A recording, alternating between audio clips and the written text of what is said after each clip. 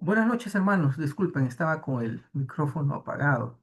Ok, esta noche vamos a ver el tema El Rey de Gloria. Y tal vez como un punto importante que David lo menciona en este Salmo 24 es sobre el misterio del agua. Entonces vamos a tocar un poco de lo que es el misterio del agua y un poco de lo que es eh, parte de la gloria de nuestro Dios. En el Salmo 24, estamos leyendo la versión K2, dice canto de David. Y dice canto de David en el primer día de la semana. Veamos algo muy interesante en este canto de David, porque describe que es el canto que él hacía el primer día de la semana. Y pareciera que es desapercibido ese dato importante, porque él no comenzaba la semana pidiendo, sino que comenzaba alabando. Normalmente nosotros tenemos la costumbre de que para nosotros, pues en este tiempo, el día lunes es el primer día de la semana, decimos, Señor, acompáñame este día, esta semana, en mi trabajo, en mi empresa, en mis negocios o en lo que hago y entregamos la semana. Pero David lo que hacía el primer día de la semana era darle la gloria a Dios y empieza y cantaba y le cantaba con un cántico. Y dice, la tierra es de Yahweh con todo lo que hay en ella. Reconoce la soberanía de Dios. Y dice, todo el planeta Tierra es de Él. Nada nos pertenece, es de Él. Uno se acostumbra a decir, mi carro, dice, porque uno lo fue a comprar, pero la provisión fue de Dios. Pero ese carro fue construido ¿de dónde? Es de la minería del hierro extraído de la tierra. Y la tierra es de Él. Ese hierro es de Él, que el hombre lo transforma, pero al final todos los elementos que nosotros ocupamos en todos los bienes que tenemos, automóviles, casas, electrodomésticos, ropa, todo, ¿de dónde lo extraemos? De los recursos naturales que vienen, ¿de dónde? De la tierra que le pertenece a Dios. Solo ahí entendemos que nada nos pertenece a nosotros tampoco, lo que tenemos, porque todos esos bienes materiales vienen de la tierra que le pertenece a Él, que fue hecha obra de sus manos. Lo que nosotros pagamos es la transformación de los bienes. Es decir, que un hombre fue a la mina, otro hombre transportó el hierro a una fábrica, de ahí lo hicieron puerta, chasis y todo lo demás. Eso es lo que pagamos, pero realmente toda la materia prima de todo lo que nosotros tenemos en la tierra, no lo pagamos. Lo extraemos del dueño de la tierra, que es Dios. Y por eso David comienza, la tierra del Padre, dice, de Yahweh, con todo lo que hay en ella, que es todo, sus alimentos, las legumbres, el agua. Y mire qué importante es el agua para el ser humano. No podemos vivir sin ella. Y decimos, mi vida, decimos. Y tampoco nuestra vida es nuestra. Y el agua tan importante que es, con todo lo que hay en ella, dice. El mundo y los que en él habitan. Él mismo está diciendo quiénes lo habitan, ya sean animales, aún las bacterias, pues las cosas microscópicas le pertenecen a él. Y los seres humanos, pues dice, todos los que habitan, todos los que respiran, de él son, porque somos hechos por Dios. Entonces no podemos decir, es mi vida, como el mundo dice, y como se nos ha enseñado, es que es mío. No, todo le pertenece a Dios, todo lo que tenemos. Y Él nos prospera con eso. Ahora, hay que entender otra situación en la parte de los textos originales. Fíjense de que aquí ocupa, cuando habla de la tierra en el hebreo, Eretz. que significa tierra, y es hablando de la tierra, de este planeta. Porque aquí David se está especificando al planeta Tierra. Y cuando dice del mundo, dice Tebel. Cuando nosotros leemos en Juan 3:16 y dice de tal manera amó a Dios al mundo, porque así lo tradujeron los eh, traductores en su momento, pero no dice Tebel en el original, sino que dice cosmos. Y cosmos no es mundo, cosmos es universo. Por eso es bien importante ir a los originales y buscar ciertos términos para entender de qué estamos hablando, cuál es el mensaje y la enseñanza que el Eterno nos ha dejado. Proverbio 25, es de Dios encubrir un secreto, pero del hombre descubrir los tesoros de Dios. Y por eso tenemos que investigar. Entonces, en el mundo que habla aquí, no está hablando del mundo del universo, está volviendo al planeta Tierra. Verso 2. Porque Él establece sus fundamentos, ¿a dónde? En los mares, y los afianza esos fundamentos en los ríos. En lo natural, ¿será que yo puedo fundamentar en el agua? No. Es más, agarre usted agua con la mano, ¿cuánta agua va a traer? Si se nos derrama entre los dedos, aún por mucho, apretémosla para que no se nos caiga, más se nos va a salir. Podremos hacer fundamentos en el agua, porque aquí lo dice la palabra. David no se ha confundido. Si esto es aparte de David, es de inspiración divina lo que está escribiendo. Recordemos que David es un profeta de Dios. Él escribe mucho sobre el ministerio de Cristo y que el Cristo iba a padecer. Y describe en solo un capítulo el ministerio de traición de Judas y de sus papás. Él es un cantor profético de la vida de nuestro Señor, el Cristo de la gloria. Porque dice que Él estableció estos fundamentos en los mares y los afianza sobre los ríos. Y aquí encontramos el misterio del agua. Porque en lo natural yo no puedo construir sobre el agua.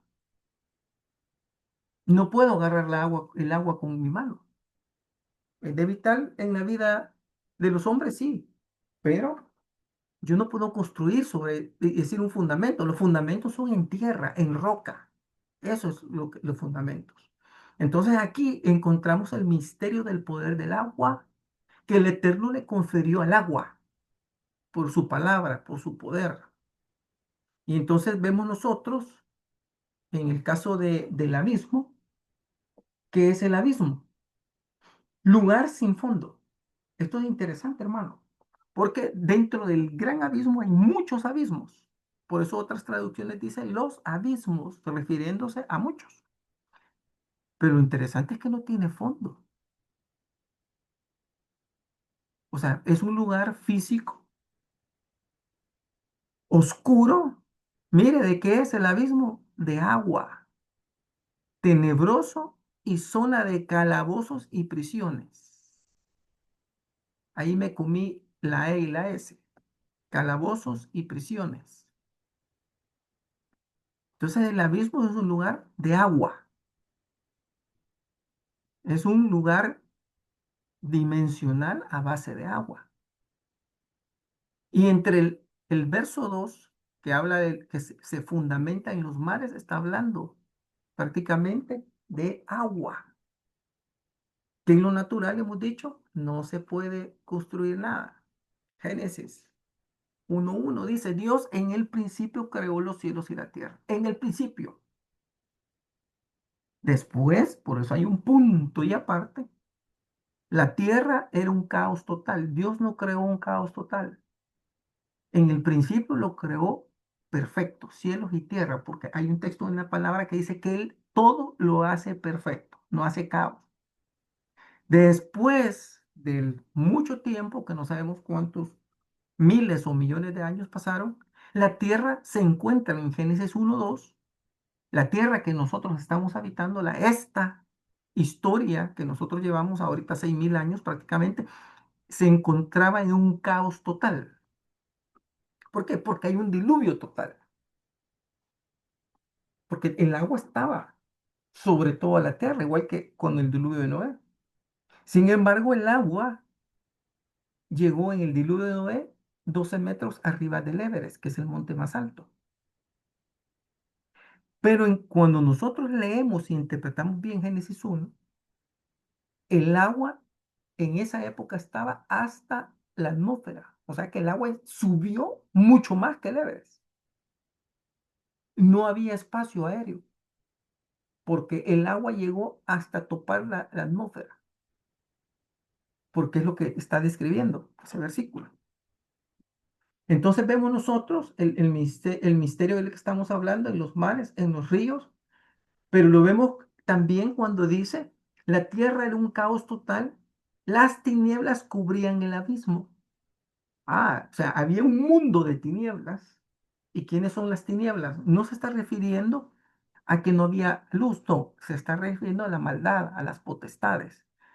Cubrían el abismo y el Espíritu de Dios se movía sobre la superficie de las aguas para que las tinieblas, esas, después del caos que hubo, después de ese juicio, como el juicio de Noé, el juicio de Noé es una sombra de lo que fue el juicio realmente primero que hubo con agua. Esto fue más catastrófico, el diluvio que no tenemos eh, descrito de forma detallada como lo describe Génesis 6 en el caso del diluvio de Noé. Pero es peor, porque ahí se perdieron los dinosaurios en esa época, ahí se perdieron las civilizaciones y se perdieron eh, construcciones que ahora los arqueólogos las encuentran, ciudades totalmente enterradas de hace eh, millones de años o cientos de miles de años, que la ciencia dice, no, esto fue hace 1.000.000 de años y nosotros solo tenemos 6.000 y no tenemos historia de los dinosaurios. ¿Por qué? Porque eran antes del Adán que nosotros conocemos y de la tierra que nosotros conocemos. Entonces nosotros encontramos un juicio de agua en Génesis 1. Y el Espíritu de Dios, es decir, el Raja Kodesh, se movía sobre la superficie de las aguas, porque conteniendo a todas esas entidades que habían sido enjuiciadas. Interesante David de lo que está hablando. Fíjese cómo comienza a adorar a Dios, pero en el verso 2 empieza a dar indicios sobre lo que es el agua. Verso 3 sigue diciendo David, ¿quién subirá al monte Kadosh, al monte de Yahweh? ¿Quién puede estar en el lugar Kadosh? ¿Quién puede estar en el lugar santísimo? Luzbel lo intentó. Dice, subiré a los lados del norte. Allá me sentaré a la par del trono del Santísimo en el monte de Dios. Pondré mi trono a la par de él.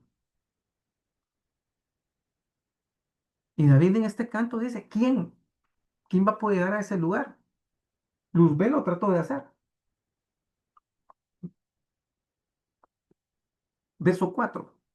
Aquellos, ¿quiénes pueden? Aquellos con manos limpias y corazones puros, que no han levantado su alma a vanidades, ni han jurado engañosamente a su prójimo. Quiere decir que va a haber gente que sí va a poder llegar a ese lugar de la tierra, porque ¿de dónde estamos hablando? De la tierra. Por eso es importante explicar los significados en el verso 1 de la tierra y el mundo, porque no se está generalizando, no, se está especificando el planeta Tierra y los que la habitan. Y él dice, ¿quién subirá al monte de Yahweh? ¿Quién puede estar en el lugar Kadosh? Pero David en el cuarto versículo dice, si hay una forma de llegar, hay una forma. Primero son los que tienen sus manos limpias y su corazón, que son puros.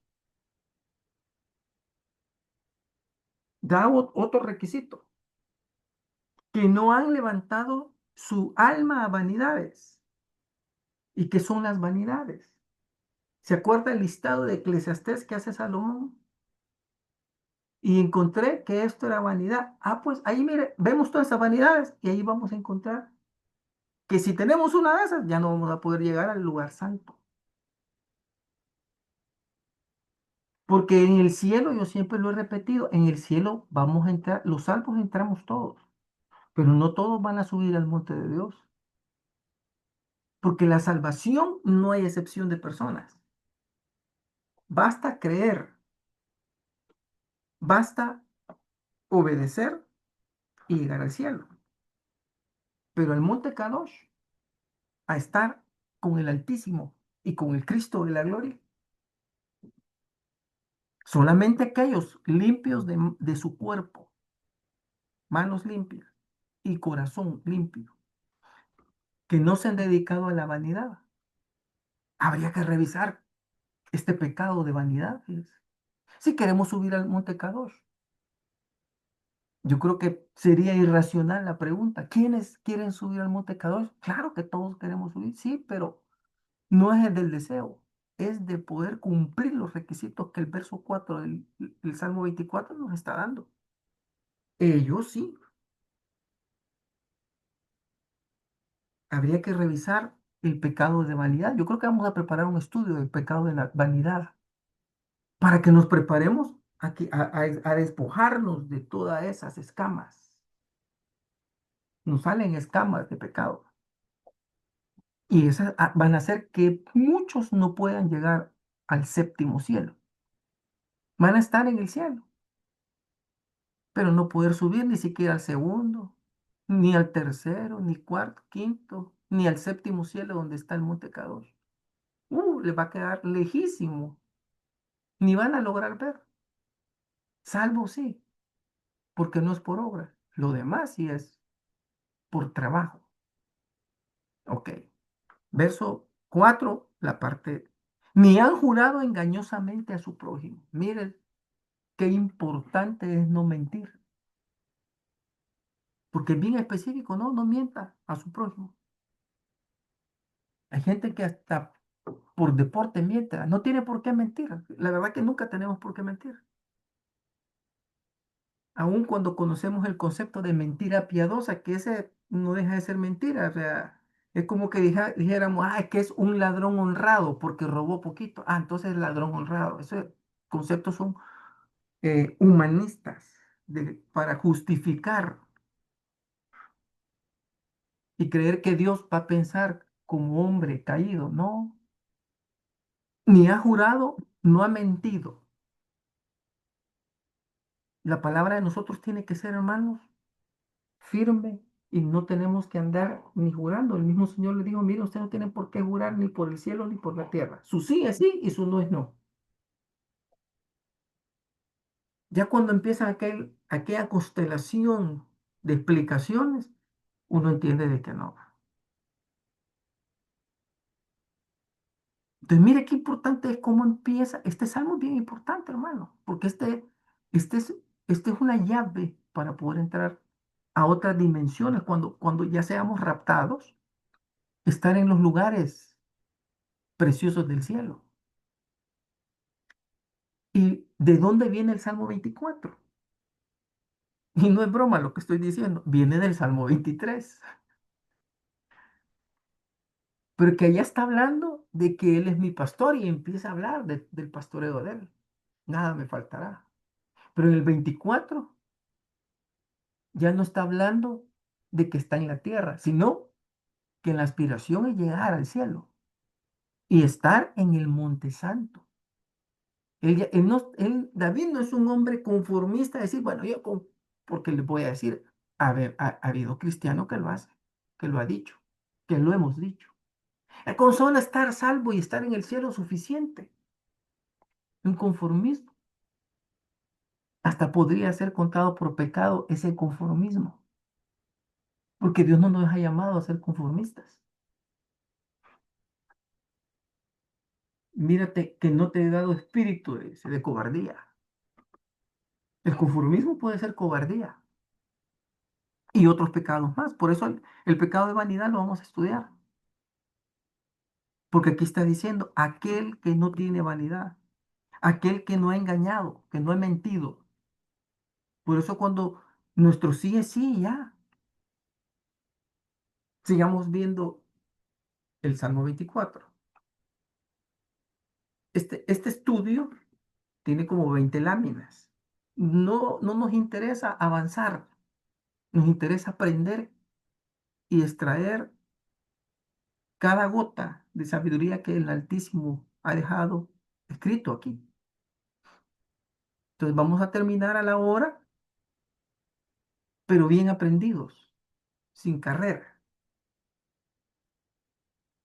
Y sigamos. Mire, otro de los misterios del agua es el bautismo en agua. Bautismo en agua es un acto simbólico y público de obediencia donde el creyente es sumergido en agua para representar su fe en Cristo, identificándose con la muerte, sepultura y resurrección. ¿Qué es bautismo? Es inmersión total en agua. Esos bautismos que le echan gotitas o el chorrito de agua, eso no es bautismo.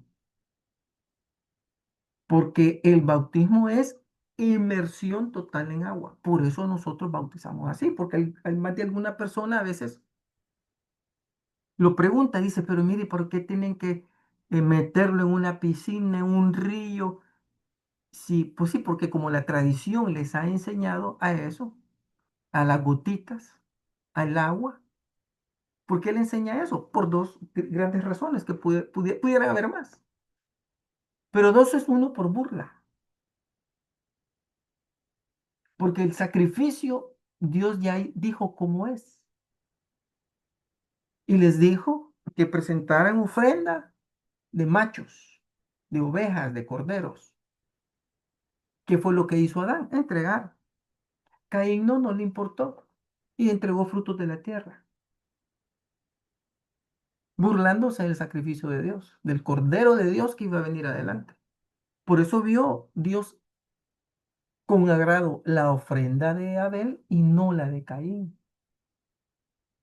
Imagínense que Dios le dio directamente la orden y Caín no le importó, diciéndoselo Dios directamente.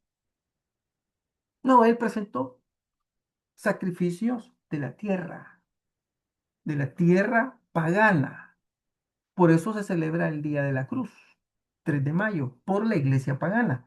¿Qué hace? Fruto de la tierra, ofrenda de Caín, burlándose del sacrificio y en rebelión contra Dios. Eso es el Día de la Cruz. El chorro de agua que la misma iglesia pagana practica es burlándose del bautismo. ¿Y qué es el bautismo? La muerte. Aquí mismo lo acabo de leer. Muerte, sepultura y resurrección. Eso significa. El Señor no solo medio murió o le hicieron un rasguñito ahí, no. Él se sumergió en el sacrificio. Por eso nosotros nos sumergimos en el agua simbolizando. Ya no sufrimos todo lo que el Señor sufrió, porque Él ya pagó por nosotros. Pero no voy a ser yo tan ingrato de echarme un chorrito de agua cuando, ¿qué le cuesta a una persona sumergirse? Y en la historia bíblica lo vemos. Le dijo el etíope a Felipe, ¿qué me impide bautizarme? Ah, te impide, le sacó el gran listado. No, no le sacó ningún listado. Te impide solamente agua. Ahí hay agua porque había, si no me equivoco, había una laguna donde iban pasando en el carruaje. El etíope era un influyente, porque él iba en un carruaje con su cochero, con su chofer. Y Felipe iba con él, acompañándole, hablándole sobre la escritura del libro de Isaías. Y él recibe el mensaje de salvación. El Cristo ya había ascendido al cielo. ¿Qué me impide? Le dice. Agua, le dice, para poderte bautizar, pero ya hay agua, bautízame, le dice. Y lo bautiza. Y nomás lo sumerge y lo saca. Ya Felipe ha sido transpuesto a una ciudad que está como a unos 90 kilómetros del lugar donde estaba bautizando. El etíope vio cuando él desapareció.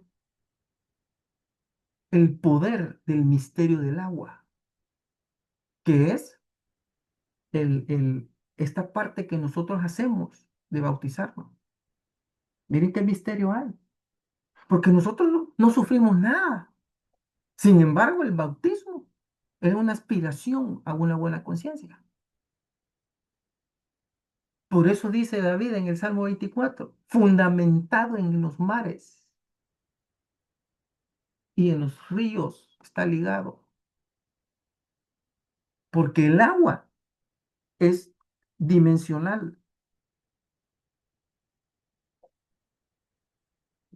Dice Primera de Pedro 3 en la Biblia Torres Amad, lo que era figura del bautismo, y yo en este texto voy a aplicarlo, he puesto una parte de la versión de otras versiones para hacerme explicativo, por eso está sombreado y de qué versión viene. Porque de repente usted lee la Torre Samat y no va a encontrar estas dos frases y va a decir qué pasó aquí, pero ya lo estoy explicando. Lo que era figura del bautismo, como dice la Biblia Kadosh, el agua de la inmersión, se da cuenta que en la Kadosh es totalmente específico, dice, del agua de la inmersión, no del chorrito. De ahora, el cual, de una manera semejante, os salva a vosotros, no con quitar las manchas, pero las otras versiones no dicen manchas, dicen la inmundicia, todavía más claro, porque esa es la verdad, la inmundicia de la carne, las manchas de la carne, es decir, el viejo hombre no lo quita el bautismo, porque usted sale de las aguas bautismales y hay muchas malas costumbres que todavía están. O sea, todavía el viejo hombre está. Sino, como lo dice la Reina Valera, la aspiración a una limpia conciencia para con Dios. O sea, yo aspiro a tener una limpia conciencia. Yo salgo de las aguas bautismales y mi conciencia no está nada limpia, por decirlo. Está el viejo hombre, pues, la vieja naturaleza, la carne, ahí está. Pero yo primero estoy haciendo un acto de fe ante principados y potestades, que es lo más importante. Estoy abriendo una puerta espiritual en el reino espiritual, que ese es el más importante. Porque lo que nosotros vivimos en nuestra vida aquí en la tierra realmente no es lo más importante, lo más importante está allá. Entonces yo hago allá, pero también hago un acto público porque están todos los miembros, el mismo que me bautiza, como testigos de que yo soy bautizado, de que estoy profesando mi fe. Requisito muy importante. Por eso a nadie se le puede negar las aguas bautismales. No es que usted tiene que ser miembro de aquí, usted tiene que tener tantos meses de congregarse, usted tiene que haber pasado las clases de catecismo, usted tiene que... ¿Dónde dice la Biblia? Sin embargo, lastimosamente, muchas de nuestras iglesias, digo cristianas, le ponen todos estos peros. Pero nosotros en la Biblia los peros no los encontramos, solo es agua e inmersión. Y que lo solicite el que quiere ser bautizado. Entonces yo entro y legalizo aún más mi fe y mi publicación de creer en Cristo como mi Señor. Verso 21, siempre en Primera de Pedro 3, el cual después de haber devorado la muerte, mire qué interesante, devorado la muerte, a fin de hacernos herederos de la vida eterna. está a la diestra de Dios, habiendo subido al cielo y estándoles sumisos estos caídos, que son los ángeles, potestades y virtudes.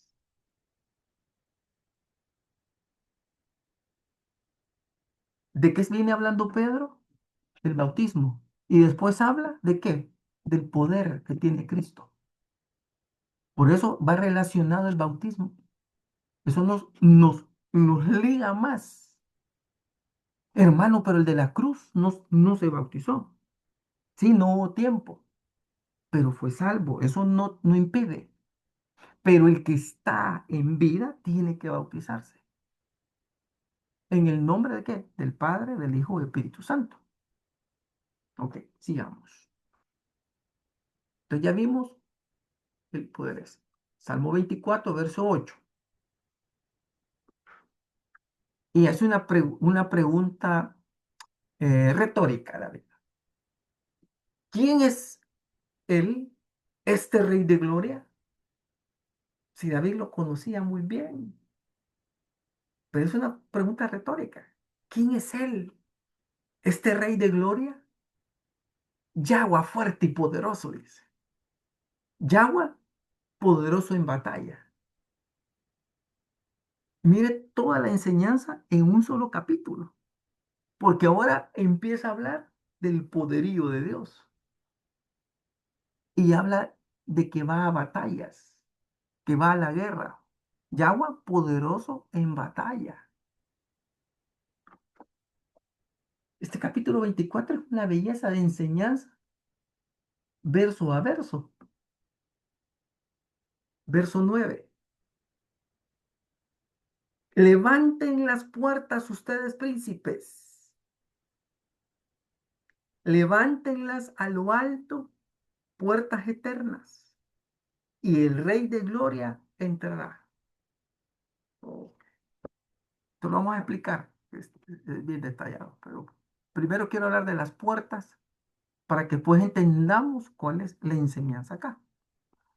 Porque aquí pareciera que son las mismas puertas. No, son diferentes y no es una puerta, son puertas. Ok. La primera, donde dice que levanten las puertas, ustedes príncipes, es un tipo de puerta que se da en una casa en particular o en la tierra.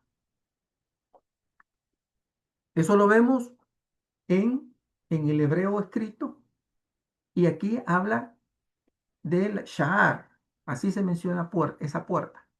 El segundo es, levántenlas a lo alto, puertas eternas. Pero aquí no ocupa el mismo término en hebreo de puerta.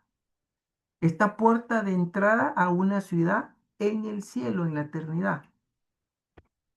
Y aquí ocupa el petaj, petaj. Se da cuenta que en nuestro idioma, puerta se ve igual, pero en hebreo no. En hebreo, uno es sha'ar y el otro es petaj,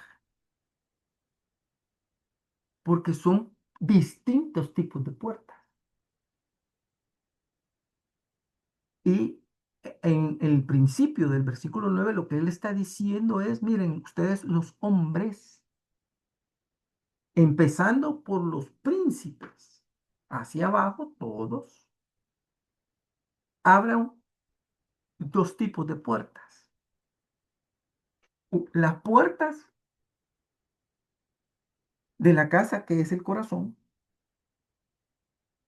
Por eso dijo Josué, yo y mi casa serviremos a Dios. Él abrió la puerta de que él, yo y mi casa, su casa, él entrega su casa a Dios. Vamos a servir a Dios, dice. Yo y mi casa. Esa es la primera puerta.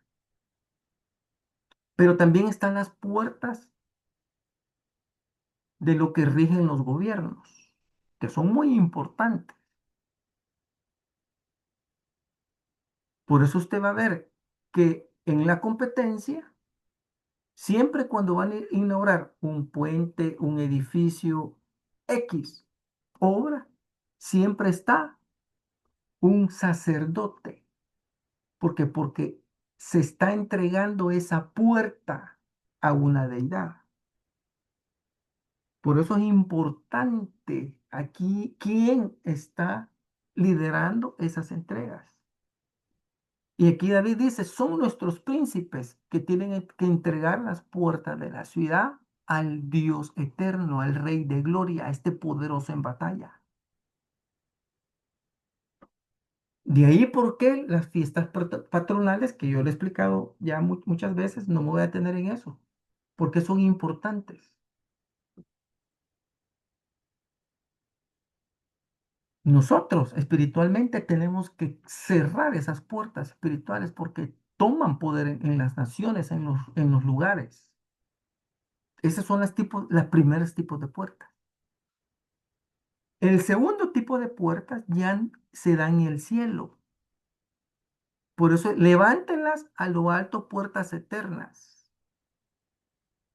Ya está hablando de los que habitan en los cielos, que también ellos estén en disposición de abrir las puertas. Ah, hermano, pero es que los del cielo, ¿cómo no van a estar en disposición? Sí, ahorita pueden estar en disposición, pero han habido rebeliones en el cielo, de la cual conocemos la de Luzbel, que querían abrir, pero sus puertas, no las puertas del cielo. Querían hacer sus propias puertas dentro del cielo. Entonces, David está hablando de los dos mundos dimensionales a gran escala. El mundo que nosotros conocemos, el físico material que nosotros vemos y el mundo espiritual. Y él dice, en el Padre nuestro, el Cristo de la gloria, él, hágase tu voluntad en las puertas del cielo, en la eternidad, como en las puertas de la tierra. Estoy uniendo la enseñanza con la oración del Padre nuestro. Eso se llama extrapolación en matemática. Mire todo lo que estamos viendo en estos versículos interesantes del Salmo 24. Por eso nosotros, hermanos, en nuestras oraciones, ya que Él nos dio la autoridad, ¿en dónde? En los lugares celestiales. Cuando nosotros pronunciamos palabras de maldición o pronunciamos palabras de bendición, que somos más llamados a palabras de bendición, siempre Dios se inclina más a eso, pero hay momentos que hay que cerrar las puertas del cielo aún a entidades espirituales como terrenales. Sí, hay que cerrarles las puertas, que son gente peligrosa, hablando de tanto los de aquí como los de allá, son seres peligrosos. Hay que cerrar esas puertas. Él nos ha dado autoridad y dice, nos hizo sentar en los lugares celestiales, pero ahorita no estamos sentados. Físicamente no, porque estamos aquí caminando en la tierra. Pero legalmente a la hora que nosotros profiramos palabra, porque le dice, lo que tú ates en el cielo será atado en el cielo y en la tierra, y lo que ates en la tierra también va a ser atado en el cielo. Es decir, las puertas de la tierra como las puertas del cielo. ¿Qué es lo que está haciendo David en este texto? El poder de la palabra, el poder del conocer la jurisprudencia. Esto es un aspecto totalmente legal. Pero ¿cuándo se comienza a hacer esto? Desde el primer día de la semana.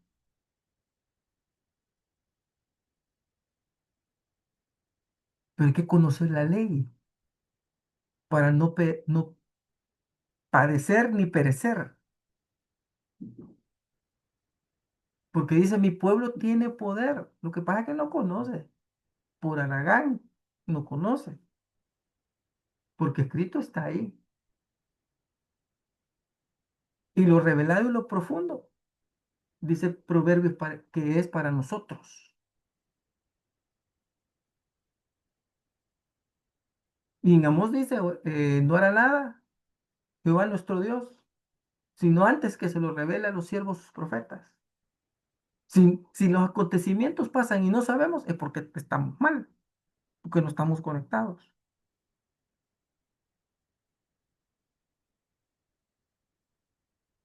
Pero el principio de la sabiduría para estar conectados es amar a Dios, honrarle, conocer su palabra, buscarle. Entonces, conocer los secretos de Dios conlleva a un sacrificio, a caminar. Es como que los invitara yo a Limatepec a subirlo, saliendo del Cerro Verde. Son 5 horas 40 el viaje, caminando, puro sendero. Es fuerte. Mucha gente en el regreso se sube en un camión porque ya no aguanta. Hay unos camioncitos que hay que pagar ahí, pero ya sabe la gente de los camioncitos, dice, "Ay, esta gente cuando ya viene aquí, ya viene que le falta subir todo el Cerro Verde, ya no quieren. Ahí le cobran a la gente y le dicen, no, mire, súbanse que yo lo llevo al Cerro Verde. Fíjense que en ese tramo casi el 60-70% de la gente se queda en el camioncito porque lleva un sacrificio. Ah, pues así es este. Lleva un sacrificio para poder entender y conocer esto. Porque la vida en general continúa. Hay que ir a trabajar, presentarse en la oficina, ir al supermercado, ir a traer a los niños y después ir a la mina del Señor a picar piedra para encontrar, empezar a sacar los tesoros que ha dejado ahí. Proverbios 25. Honra del hombre es descubrir los secretos de Dios, pero para eso hay que ir a la mina. Entonces muchos cuando les toca ya el regreso para que todavía no han conseguido, no han llegado a la meta, tiran la toalla y se suben al camioncito para irse despacito y ya no seguir con el sacrificio que conlleva. Porque la gente tiene, dentro del pueblo de Dios, la gente tiene llamados, muy buenos llamados. Yo a veces me sorprendo de los llamados que Dios da. Me acuerdo ahorita, me estoy acordando que hará como unos 3 años fuimos a la casa de un hermano. Ah, íbamos a orar, ya me acordé, íbamos a orar por la hermana, que estaba bien dedicada. Y a la hora que empezamos a orar, empieza la palabra profética a hablar del ministerio de los 2 hijos de la hermana. Si yo casi el 90% de la oración me dediqué a los niños, a hablar de su ministerio. Y nosotros, todo el grupo que íbamos, porque incluso me acuerdo que cenamos ahí, fuimos un grupo como de 10 hermanos a visitarlo. Íbamos por orar por ella. Y sí, sí, oramos por ella. Pero el Espíritu se dedicó a bendecir y a hablar de los ministerios de los hijos. Y yo me sorprendí y hasta en medio de la oración, créame que me daba como, no pena, pero algo así, pues me decía yo, si no hemos venido a orar por ella, pero aquí está fluyendo es para bendiciendo a estos dos hipótesis. Y me acuerdo que a uno le dijo que le estaba dando el ministerio de Felipe. No, hermano, si no era cualquier cosa, pues.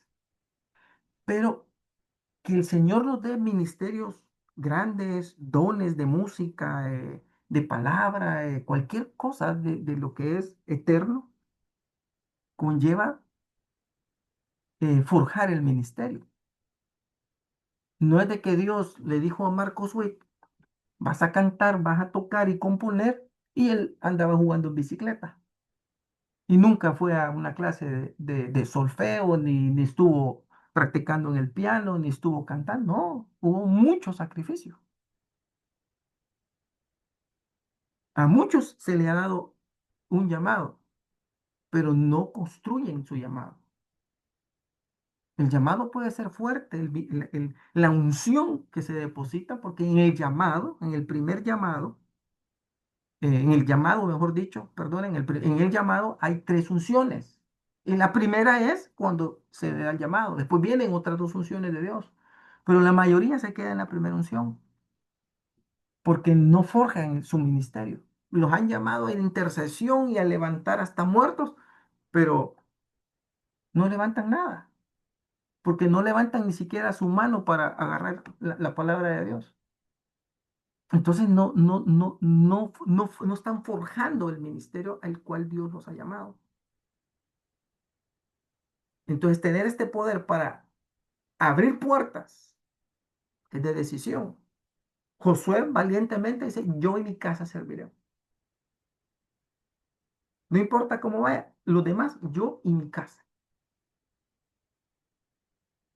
Entonces es bien importante esto. Y yo voy a ir cerrando la siguiente lámina. Les decía que son como 20 láminas. Yo creo que hemos llegado a la cuarta lámina, pero sí, eh, prefiero que aprendamos la esencia y que no desperdiciemos las verdades de Dios por ir terminar un tema completo.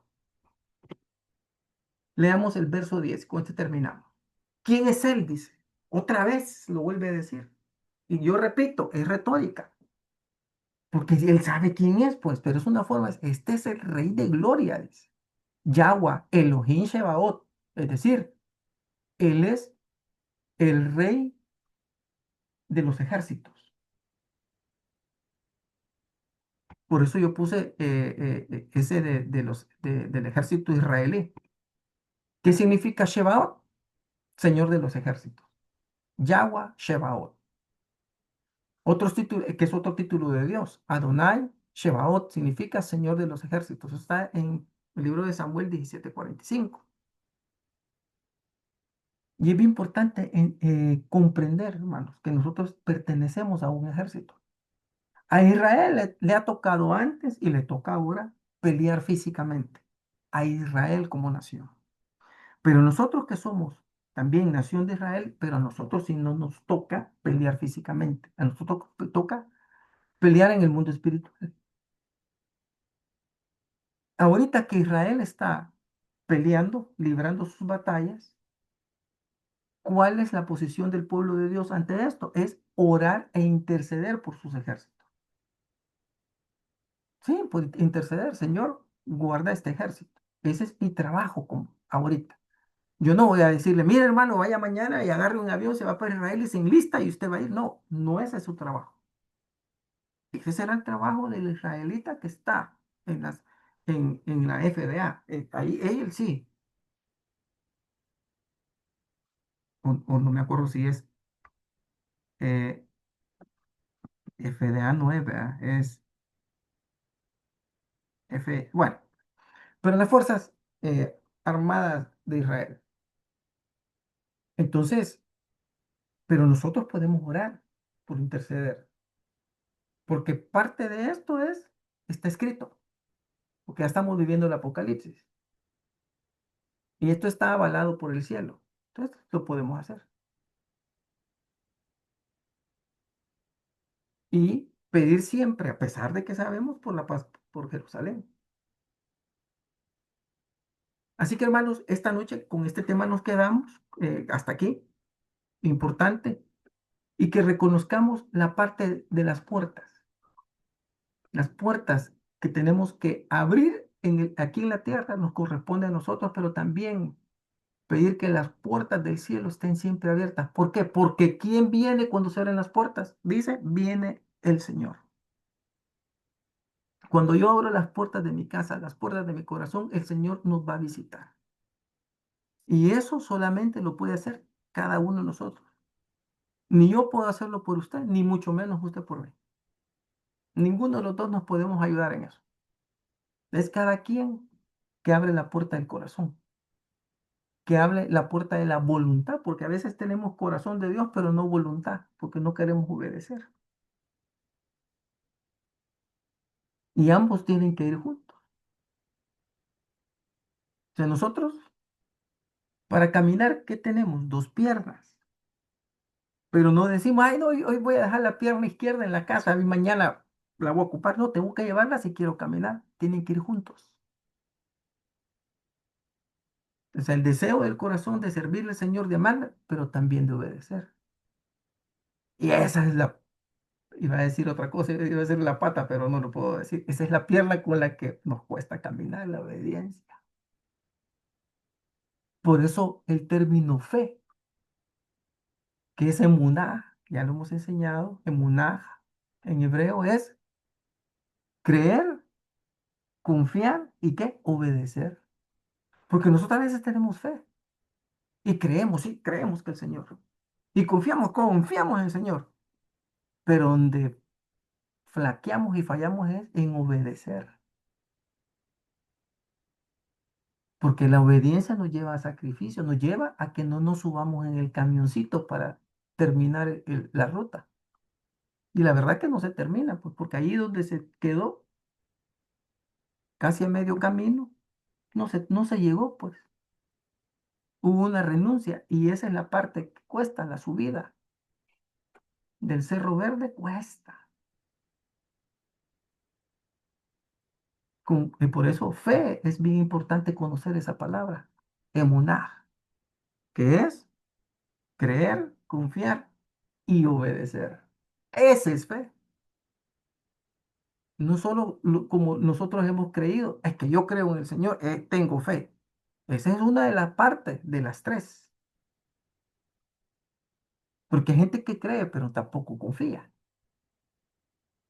Yo creo que Dios lo puede hacer, pero yo le voy a echar una manita, entonces ya perdí la confianza. Y el Señor me dijo, espera y no te movas de aquí, yo me muevo, entonces ya no obedecí. Cumplir la fe lleva tres etapas. Dios me les bendiga esta noche, mis hermanos. Nos vemos el próximo martes, si el Señor nos lo permite. Gracias a todos por su atención de esta noche. Amén.